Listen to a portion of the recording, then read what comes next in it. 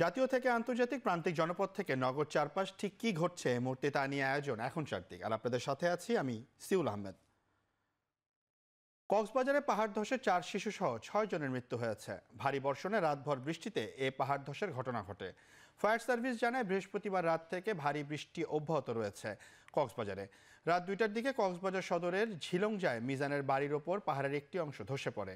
এই সময় মিজানকে জীবিত উদ্ধার করা গেলেও ঘটনাস্থলে মারা যায় আখি আক্তার ও তার 2 কন্যা সন্তান ময়না আক্তার ও মায়া আক্তার। এদিকে উখিয়ার হাকিমপাড়া 14 নম্বর রোহিঙ্গা শিবিরে ব্লকে পাহাড় ধসে 2 শিশুসহ 3 জনের মৃত্যু হয়। নিহতরা হলেন আব্দুর রহিম, আব্দুল হাফেজ ও আব্দুল ওয়াসেদ। এদিকে বৃষ্টি অব্যাহত থাকায় নিম্ন অঞ্চলে তৈরি হয়েছে জলাবদ্ধতা।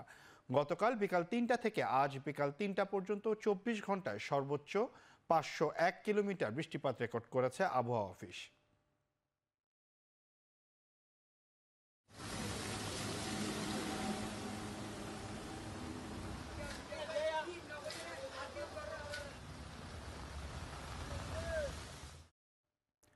ভিয়েতনামের উত্তরাঞ্চলে আঘাত হানা টাইফুন ইয়াগি বাংলাদেশের স্থলভাগ পার করে কিছুটা দুর্বল হয়ে বঙ্গোপসাগর এসেছে, যা লঘুচাপ থেকে সুস্পষ্ট লঘুচাপ সৃষ্টি করেছে।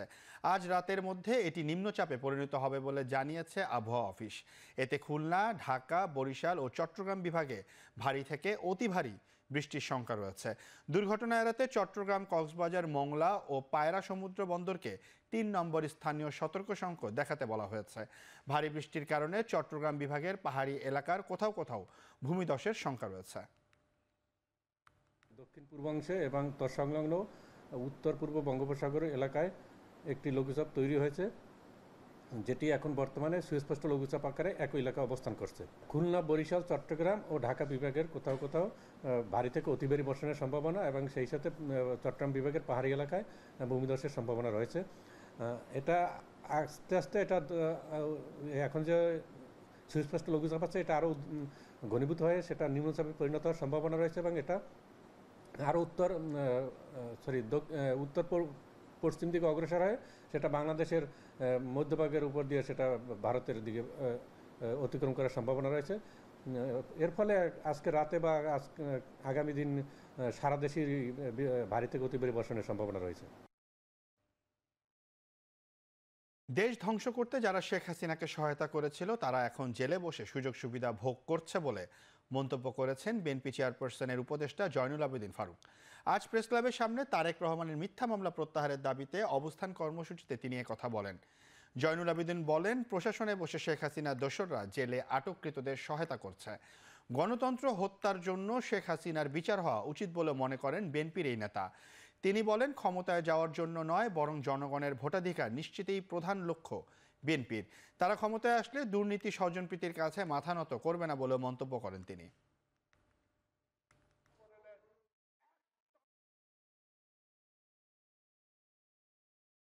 কারাগারে আছেন আরো অনেক নেতা,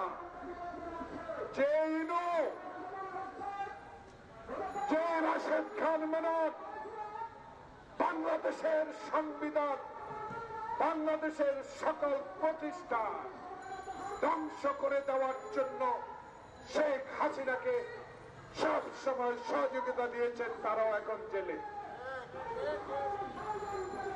বাংলাদেশের রুহুল কবির রিজভী আহমদ মাটিতে শুয়ে থাকছিল জেলখানায়। আসছে ডিসেম্বরে কেন্দ্রীয় সম্মেলনের ঘোষণা দিয়েছে এবি পার্টি।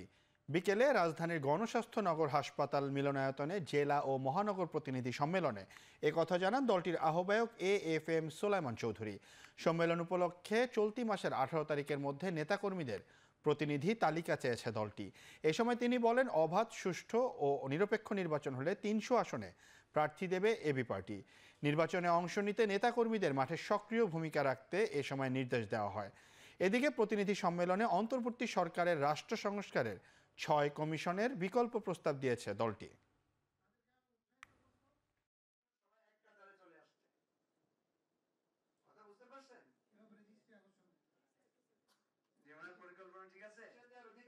পুলিশি বাধা উপেক্ষা করে গুলশানে ভারতীয় হাইকমিশনের সামনে রাস্তায় স্থাপন করা হলো শহীদ ফেলানী সড়কের মাইলফলক। শুক্রবার বিকেলে পূর্ব ঘোষিত কর্মসূচির অংশ হিসেবে সড়কে নাম ফলক বসানোর উদ্যোগ নেয় পিপলস অ্যাক্টিভিস্ট কোয়ালিশন। তবে এ সময় বাধা দেয় পুলিশ। বাধা পেয়ে আইনশৃঙ্খলা বাহিনীর সাথে বাগবিতণ্ডায় জড়ান সংগঠনটির সদস্যরা। পরিস্থিতি নিয়ন্ত্রণে মধ্যস্থতার ভূমিকা নেয় সেনাবাহিনীর সদস্যরা। পরে সড়কে শহীদ ফেলানী নাম ফলক বসানো হয়। এ সময় ফেলানী হত্যার বিচারও দাবি করেন সংগঠনটির সদস্যরা। আপনারা শুধু এটা দেখবেন যে ভারতীয় হাই কমিশনের নিরাপত্তা আমরা ভঙ্গ করছি কিনা। আমরা শান্তিপূর্ণভাবে এই সড়কের নাম ফেলানী সড়ক। এখন চারদিক থেকে নিচ্ছে একটি বিরতি, ফিরছে একটু পরে।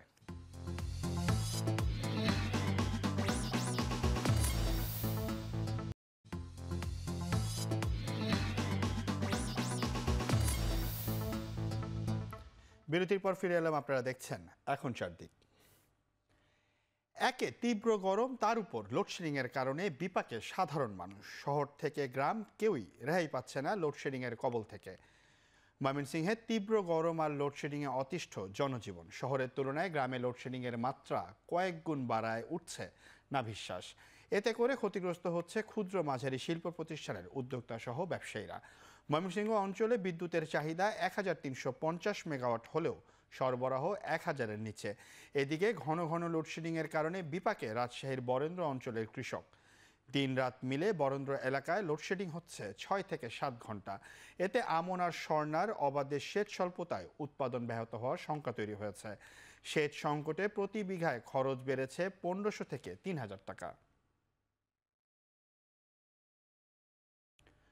ভারতের পানি আগ্রাসন বন্ধে কার্যকরী ব্যবস্থা গ্রহণের দাবি জানিয়েছে ইসলামী শাসনতন্ত্র আন্দোলন। রাজধানীতে সম্প্রীতি সমাবেশে দাবি করা হয়। রায়ের বাজারে ছাত্র জনতা সম্প্রীতি সমাবেশে বক্তারা বলেন, ছাত্র জনতার গণবিপ্লবে সংগঠিত গণহত্যা দ্রুত বিচার করতে হবে। দুর্নীতিবাজদের অবৈধ সম্পদ বাজেয়াপ্ত সহ নির্বাচনে অযোগ্য ঘোষণা করারও দাবি জানান বক্তারা। বলেন, ইহকালীন ও পরকালীন মুক্তির প্রত্যাশা পূরণে ইসলামী কল্যাণ রাষ্ট্র প্রতিষ্ঠা করতে হবে। পাড়া মহল্লায় গজিয়ে ওঠা চাঁদাবাজিরেও রুখে দেওয়ার ঘোষণা দেওয়া হয় সমাবেশে।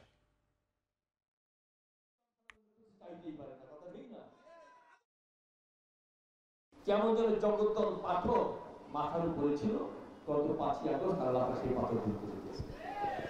চরম অন্ধকার আমাদের মাথার উপরে ছিল, অন্ধকার দূর করে দিয়েছে। কঠিন মেঘমালা ছিল, আল্লাহ পাক দূর করে দিয়েছেন। আলোর সন্ধান পেয়েছি, এই আলো যেন দীর্ঘমেয়াদী হয়, সবার চেষ্টা করতে হবে। ভরা মৌসুমেও লাগামহীন দামে বিক্রি হচ্ছে ইলিশ মাছ। গেল সপ্তাহেও যেন 1 কেজি ওজনের ইলিশের দাম ছিল 1600 টাকা, সেটি বেড়ে এই সপ্তাহে বিক্রি হচ্ছে 1800 টাকার বেশি। এদিকে চাষের মাছের দাম বেড়েছে বাজারে। সকাল থেকে কারওয়ান বাজার ঘুরে ক্রেতা বিক্রেতাদের কথা বলে এমনটাই জানা গেছে। বিক্রেতাদের দাবি, সরবরাহ কম থাকায় মাছের দামও বেড়েছে। এছাড়া আমদানির অনুমোদন থাকলেও প্রতি ওজন ডিম বিক্রি হচ্ছে 155 থেকে 160 টাকায়। কিছু কিছু জায়গায় বেড়েছে ব্রয়লার মুরগির দামও। কেজিতে 165 টাকা থেকে বেড়ে হয়েছে 170 টাকা। আর কয়েকদিনের ব্যবধানে 40 টাকা বেড়ে প্রতি কেজি কাঁচা মরিচ বিক্রি হচ্ছে 200 টাকায়। তবে বাজারে বেশিরভাগ সবজিরই আগে থেকে দাম কিছুটা কমেছে।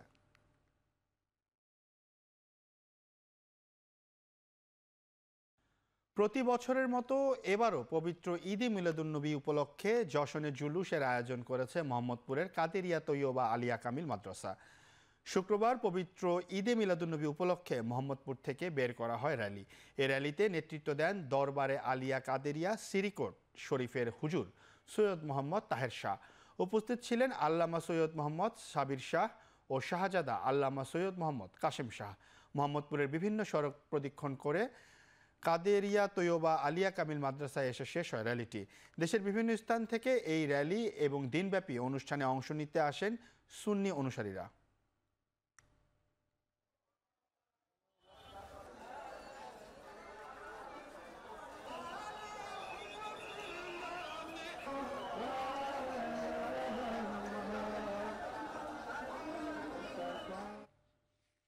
এখন চারদিক থেকে নিচ্ছি আরও একটি বিরতি, ফিরছে একটু পরে।